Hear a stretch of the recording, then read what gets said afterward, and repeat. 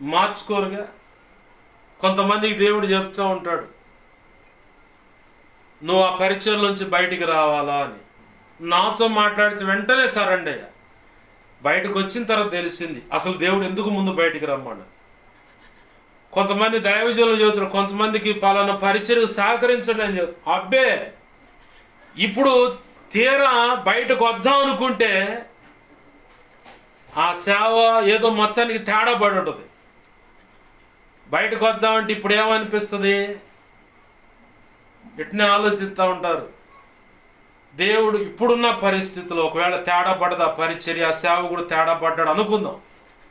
అంతకుముందే దేవుడు చెప్పుకుంటాడు, నువ్వు ఆడ కాదు పక్కకు రా, నువ్వు ఇలాగ ఈ దైవజనుడు సహకరించు, ఈ దైవజనుడు వెంబడించు, నువ్వు ఆ సంఘంలో అవసరం లేదు, బయటికి రా అని కూడా చెప్పి ఉండొచ్చు.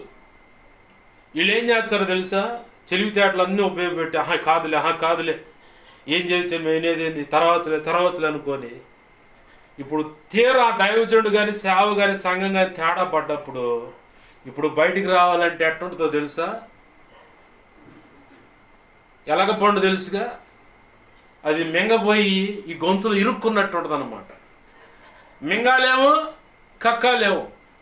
ఇప్పుడు ఎట్టుంటుందంటే బయటకు వద్దామా, చూసావా వీళ్ళు అవకాశవాదులు, నీలా తేడా పడ్డాను కాబట్టే, నీలా తేడా అని తెలిసింది కాబట్టే అవకాశాన్ని చూసుకొని పక్కకి వెళ్ళిపోతున్నారు, అందరు నింద ప్రచారం. అసలు ఈ మాట నీకు తగలక ముందే కదా బయటికి రమ్మంది దేవుడు. ఏమయ్యా అసలు ఈ సంగతులు ఈ పరిస్థితుల్లోకి నువ్వు ఆ సంఘం అయినా సేవ అయినా పరిచయం అయినా బోధ అయినా రాకముందే కదా నిన్ను బయటికి రమ్మంది. అప్పుడేమో రాను అని భీష్మించుకొని కూర్చున్నావు, ఇప్పుడేమో ఇందుకే కావాలో దేవుడు బయటికి రమ్మందని కూర్చొని ఆలోచిస్తున్నావు. ఇప్పుడు ఎవరు నష్టపోయారు తెలుసా? దేవుడే నష్టపోవాల, నువ్వే నష్టపోయావు. ఎవరేమని అనుకొని నేను పోయేది అని చెప్పని ఒకవేళ దేవుడు చెప్పిన పనికి సహకరించేది అనుకున్నావా? ఆ నిందలు కాస్త పూదండ్ల ఆశీర్వాదాలుగా మార్చి దేవుడు నిన్ను ఉన్నత స్థితిలో నిలబెడతాడు.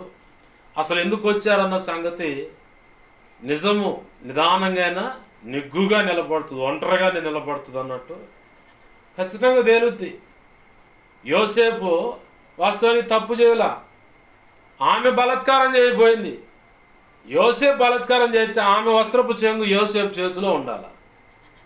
కానీ యోసేపు యొక్క అడ్డగొడ్డ ఆమె చేతిలో ఉండి ఆమె నింద మోగుతుంది.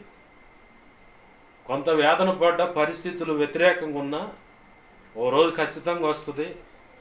నా ప్రభు నిన్ను ఖచ్చితంగా తలెత్తుకొని నిలబడేలా చేస్తాడు. ఆమేన్, హల్లెలూయా. మనమేం చేస్తాం? ఆయన బయటికి రావాయా బాబు అని చెప్పంటే, పలానా దైవజనుడు సహకరించు, పలానా ఇలా చెయ్యి. నువ్వు కట్టుకున్నావు కదా మందిరం, దేవుడు ఎందుకో కట్టమన్నాడు అని చెప్పాను, నీకు చూపించాడు ఆల్రెడీ.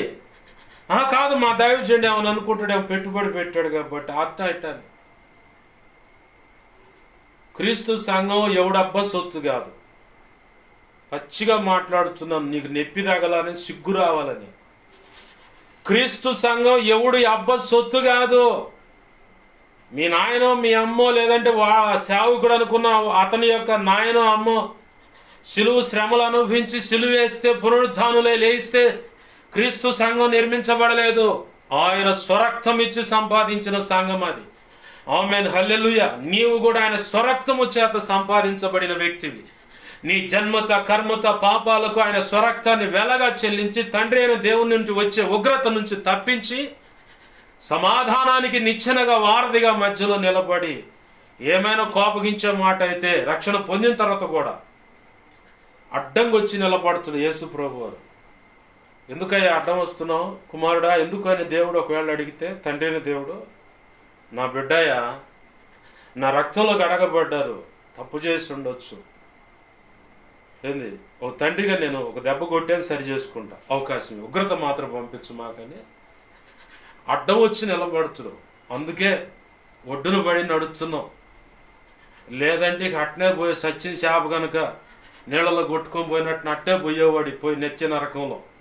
నువ్వు ఇంకా ఏ నొప్పి తగలకుండా కొద్దో గొప్ప గాయాలు వేదనలు ఇరుకు ఇబ్బందులతో నడుస్తున్నావంటే ఆయన నలుపుతున్నాడు, నువ్వు ఇంకా లోబడచలేదని. నీలో అతిశయం ఉంది.